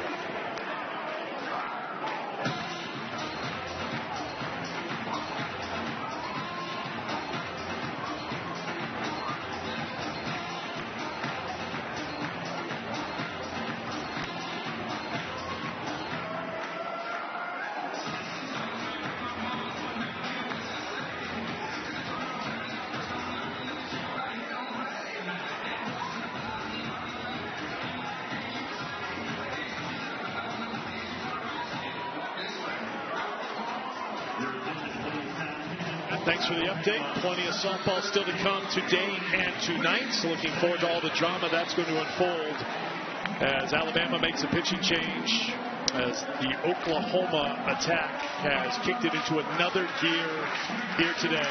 They came into this game with 111 home runs, Madison Shipman, 9 in the NCAA tournament. Today they got the home run in the 3rd from Garcia. They get a home run in the 5th from Garcia. They got the home run from Parker to add to the impressive total as Emily Winstead tries to settle things down.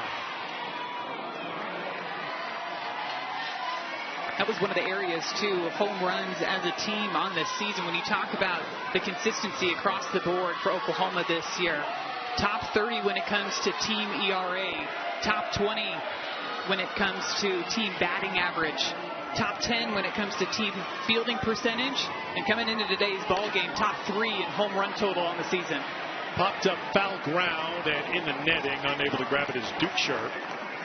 1-0 the count to McEnroe Marinas. So 12 home runs in the NCAA tournament, Madison. 114 on the season. It's the 6th straight 100 home run season for Oklahoma. And I think even if you ask Patty Gasso, look, Patty, your wildest guess, how many home runs would you have by game 2 if you're happy and fortunate enough to make it to the Super Regionals in round 2? I don't think she would come up with 114 with all the firepower she lost from a year ago and the freshmen and the newcomers in this lineup. But here we are, and here they are. I think even when you ask some of the players, like when we talked to Gabby Garcia, seeing herself more of a table setter for this lineup at the beginning of the year, but I would say that the 20 home runs speaks to more of the power that you see from Gabby Garcia. Yeah, cleaning your plate. That's popped up, and that's going to head out of play as well. McEnroe Marinas walked and scored in the 2nd inning. Did so again in the 3rd when 13 came to the plate for Oklahoma. Reached out an error in the 4th.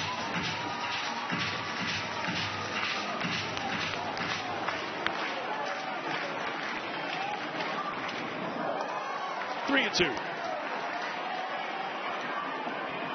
Winstead transferred in from UNC Wilmington, where she won 13 games a season ago. Got to start against Jackson State in the NCAA tournament opener in Tuscaloosa. Won 4 innings in that game, didn't give up a run. This is sent deep to center field. And get the tape measure out again. It cleared the bushes. McEnroe Marinas goes deep. Third home run of the inning. Fourth of the game.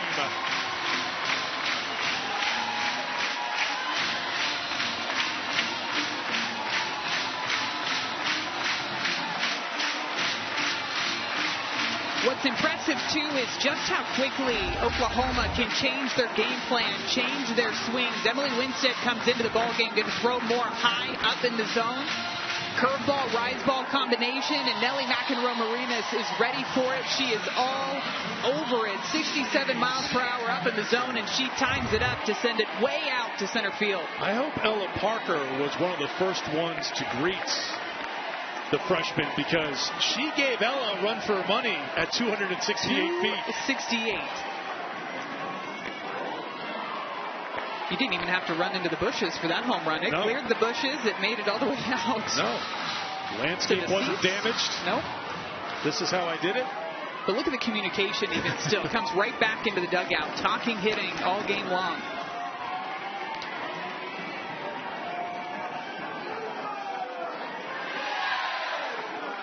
You would think, too, looking at a lot of the batters and their hand positioning, just how low their hands are when they go to load them back, that they might not be able to get to those high-velocity up pitches, but they're still able to level out their barrel, get the backspin and the carry on the rise balls, and send them way out of the ballpark.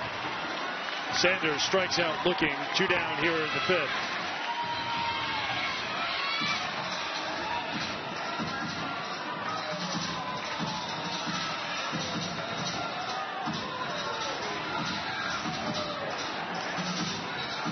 Looks like we'll have a pinch hitter for the Sooners as the sophomore Maya Bland will step in. Maya Bland had a big pinch hit home run off of Jocelyn Brisky in that series earlier this year. It was the game that Oklahoma won, game 1 of that 3-game series. Well, I think, as you've been able to tell, that series was very important for Oklahoma and the success they're having right now. They hit 190 in the series. Alabama played really good, clean softball and took 2 out of 3. And it was a wake-up call for Oklahoma. Patty Gasso said she had to remind her team of what the rivalry with Alabama is. And you think about it through the years. And we talked about it at length yesterday in Game 1, the 2012 Women's College World Series matchup. The last time that Oklahoma didn't make it to the Women's College World Series was when they lost the Supers in Tuscaloosa. There's a rivalry. They played big moments on the national stage against each other. So Gasso had to find that little reset button for her team. And I think they've responded pretty well since that Alabama series. Yeah, the team just realized that they weren't playing Oklahoma softball in that series. And there was some indecision is the way that Coach Patty Gasso phrased it, specifically with their swings against the Alabama pitching staff and recognizing how they felt in those moments, too. It's important to be able to learn from those series because you want to learn from it and adjust. And when you get into a moment down the line in season where you start to feel those feelings coming back up again, how quickly can you turn that to focus to make sure that the same result doesn't happen as what happened earlier in the year? Ball 4 to Bland. And a couple of players were very honest about the atmosphere at Rhodes Stadium, that they hadn't played in that kind of setting before where 4,400 people are against you. We're used to, when you're here in Norman, 4,400 people are with you. And that was an adjustment. Garcia was one who talked about it. She went 0 for 10 in that series, and she said, I didn't handle things very well. So she was determined to flip the script here, and she certainly has with 2 home runs here today. Corey Hicks will come to the plate now. Pinch hit for Emmerling.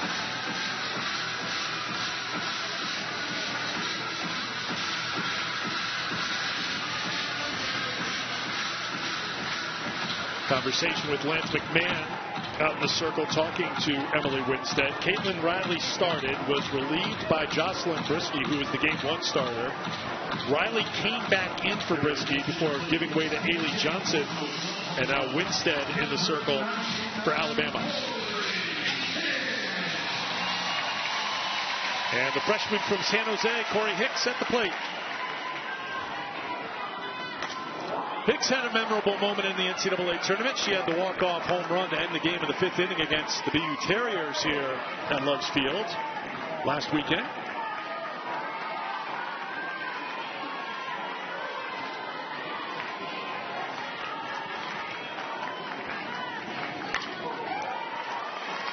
0-2 the count to Hicks.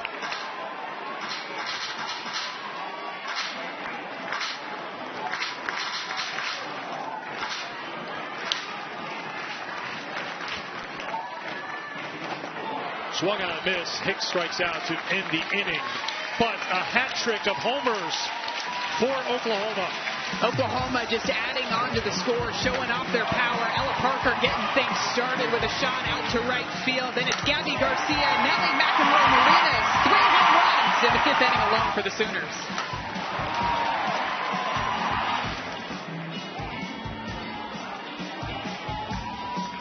Back here in Norman, 13-2 Oklahoma as we get ready for the bottom half of the 5th inning. Eric Creed, Madison Shipman back with you here in Norman. Right now, Oklahoma 3 outs away from another trip to the Women's College World Series, and it would be their 18th consecutive win in the Super Regional round. Amazing. We're seeing exactly what Oklahoma softball is made of. The consistency in every single piece of the game, whether it's pitching, whether it's defense, offense, base running, you name it.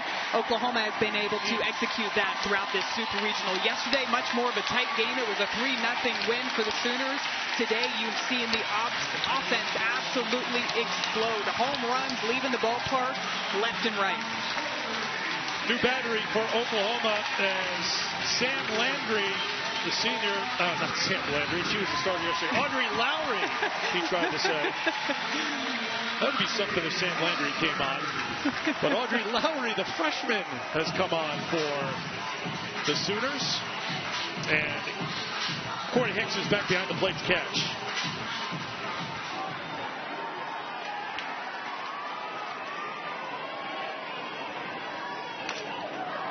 Pinch hitter for Alabama, Monty Hubbard. Fouls it off for strike one.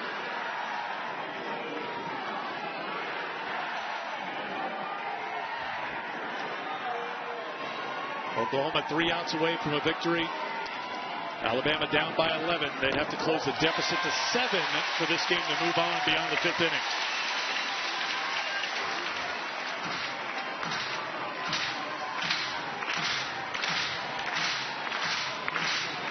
Lowry, the freshman from Pittsburgh, Indiana.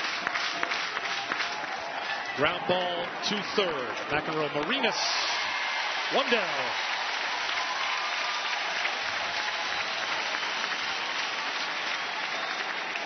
When we're done here in Norman, we will get you to Knoxville for the Game 2 showdown between Nebraska and Tennessee.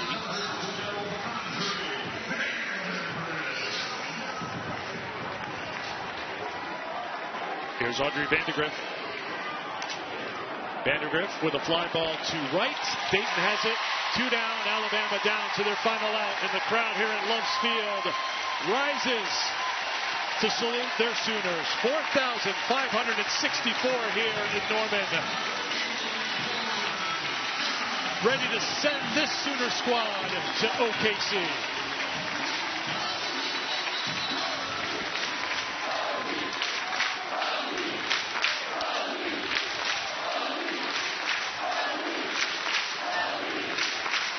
Lauren Johnson 0 for 2 today.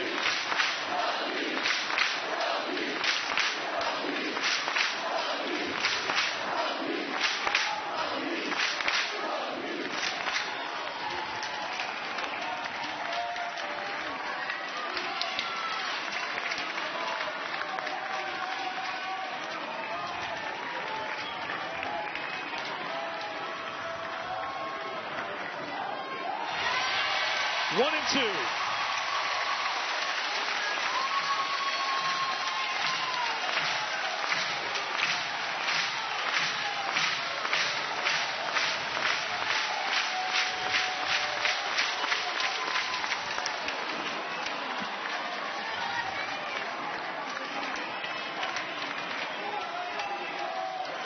The thoughts going through Patty Gasso's mind, thinking about how far this team has come to get to this point.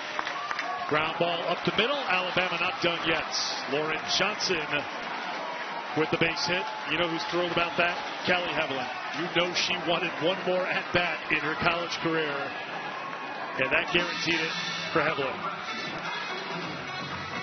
Had a great swing in her last at-bat. Went yard in this ball game. What a phenomenal season that Callie Haslund has had, too, in her senior year. Home run was her 15th of the season.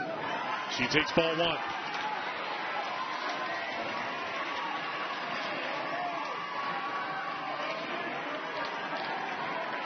Evelyn walked in the first, homered in the third. 5 for 10 in the NCAA tournament with a couple of homers.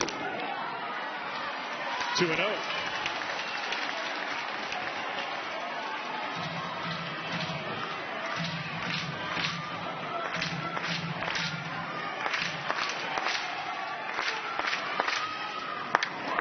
Spun in for a strike. It's 2-1. And the freshman for Oklahoma getting some super regional experience too, coming into this ball game, trying to shut the door.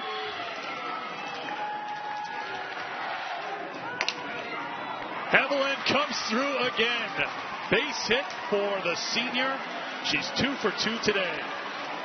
Lowry tries to come back with that off-speed pitch, 56 miles per hour on the outside part of the plate, and Evelyn is ready for it. Got to be so many emotions, too, when you're standing in the batter's box, knowing that your team is down to 2 outs, down big in this ball game, and she's still able to come through. Just shows you the leadership that she has brought to this program. Just give you an idea of the struggle for Alabama at the plate against Oklahoma. That's the first time in these 2 games they've had back-to-back hits. That hit by Evelyn was the first hit for Alabama with runners on base.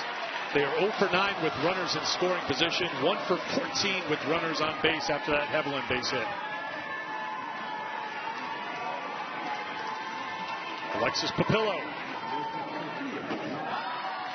2-0. I think those numbers, too, speak a lot to the job that you've seen from the Oklahoma pitching staff, settling in when Alabama gets any momentum, settling in when there are runners on the base paths. There's a strike. It's 2-1.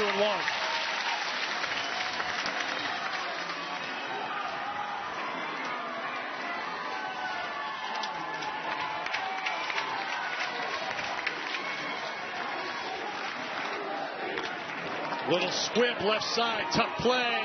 On the first. McEnroe Marinas ends it with a strong play.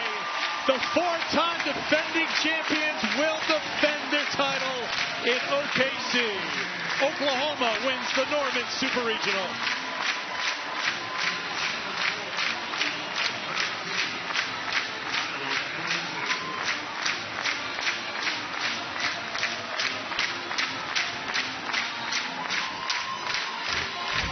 Now for tonight's Capital One rewarding performance, going to the freshman, the shortstop for this Oklahoma team. Not 1 but 2 home runs in today's ball game.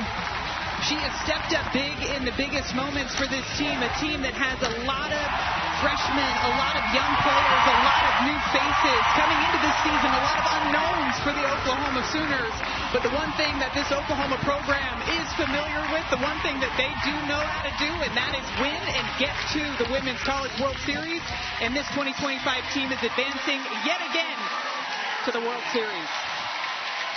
Remarkably, they have won 18 in a row in the Super Regional round, and for the 9th straight year, they are heading to the Women's College World Series up in Oklahoma City. Oklahoma knocks off Alabama, final score of 13-2 in 5 innings. Been a pleasure to be with you here at Loves Field. For our producer, Caitlin Urquhart, Madison Shipman, been a pleasure working with you all year long. We appreciate all you've done, and have a great time in OKC. Thank you. I'm Eric Freed saying so long from Norman. Let's get you to Knoxville.